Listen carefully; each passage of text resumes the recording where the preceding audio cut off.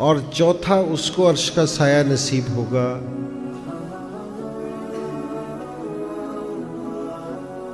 جو کسی حسب نسب والی عورت کو دیکھے، کوئی حسب نسب والی عورت اسے اپنی طرف متوجہ کرے اور وہ کہے مجھے اللہ کا ڈر مانے ہے، یعنی کہ مجھے اللہ کا ڈر ہے، میرا اللہ مجھے دیکھ رہا ہے،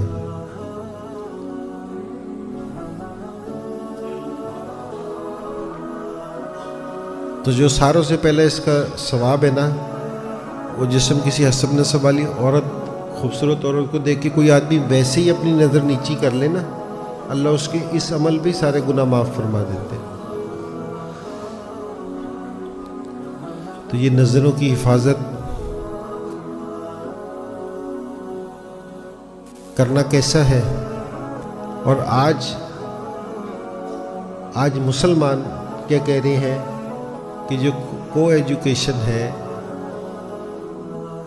اس سے کوئی فرق نہیں پڑتا، کیونکہ جی لڑکا لڑکیاں ساتھ پڑھ رہے ہیں یونیورسٹی میں، اس سے کیا فرق پڑتا ہے.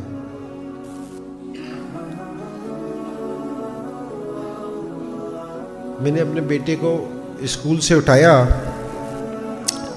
تو میرے سے پرنسپل آئی کہہ رہے کہ انضمام وجہ بتاؤ مجھے، وجہ میں خاموش رہا. ایک دفعہ دو دفعہ میں نے کہا بس، میں اب تیسری دفعہ میں نے کہا ایک وجہ بتاؤں. اس نے کیا؟ میں نے کہا اللہ کے رسول نے منع کیا. بس مسلمان کے لیے اس سے آگے بھی کوئی وجہ ہے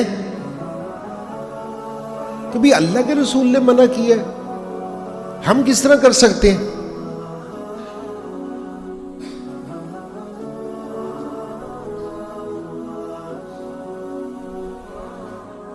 ہمیں یہ والی بات سمجھ ہی نہیں آ رہی. ہماری ایک جماعت 7 مہینے کی برازیل گئی،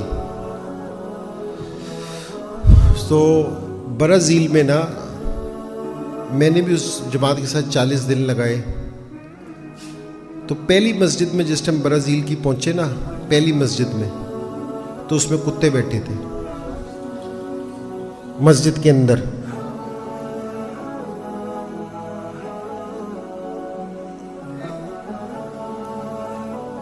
تو جماعت والوں نے مسجد کو، کتوں کو باہر نکالا، مسجد کو پاک کیا. اب ڈھونڈا کہ بھئی یہاں کوئی مسلمان ہو، تو پتہ چلا کہ جی یہ ایک ڈیوڈ آدمی ہے نا، اس کو پہلے داؤد کہتے تھے، داؤد سے ڈیوڈ بن گیا. اور برازیل ہے نا، وہ جس طرح ہم پاکستان والے یورپ کو کہتے ہیں نا بڑا ایڈوانس ملک ہے، یورپ والے برازیل کو کہتے ہیں کہ جی وہ بہت ایڈوانس ملک ہے. تو یہ اس کے گھر چلے گئے عشاء کی نماز پڑھ کے 3-4 جماعت کے ساتھی. تو وہ بندہ جس سے باہر آیا، اس کے پیچھے پیچھے اس کی بیوی بھی تھی. اس نے برازیلین بیوی سے شادی کر رکھی تھی، عرب تھا وہ.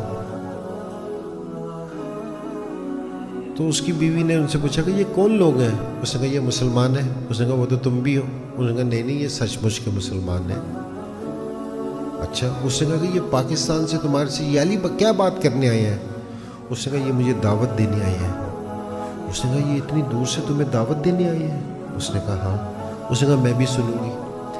انہوں نے اس سے یہ کہا، جو اب سوچو کہ برازیل کتنا ایڈوانس ملک ہے، اس سے کہا کہ دیکھو بھئی اگر تم نے ہماری بات سننی ہے نا، ہم غیر محرم سے نا، ہم اس کی طرف نہیں دیکھتے، تم پردے کا یہاں کچھ ہے نا ایک سائڈ پہ ہو کے بیٹھ جاؤ تاکہ ہماری نظر تمہارے پہ نہ پڑے. انہوں نے کہا کہ انہوں نے اپنی بات اس داؤد سے کی، داؤد سے بات کر کے نا واپسی آ گئی.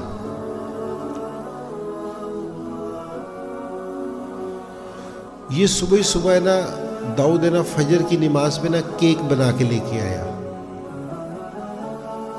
اس نے کہا کہ جی یہ میری بیوی نے نا ساری رات کھڑے ہو کے آپ لوگوں کے لیے بنایا، اور اس نے رات کلمہ پڑھ کے مسلمان ہو گیا. اس نے کہا کہ بھئی کلمہ پڑھ کے مسلمان ہو گئی. اس نے کیسی اس کو ہماری بات لگی؟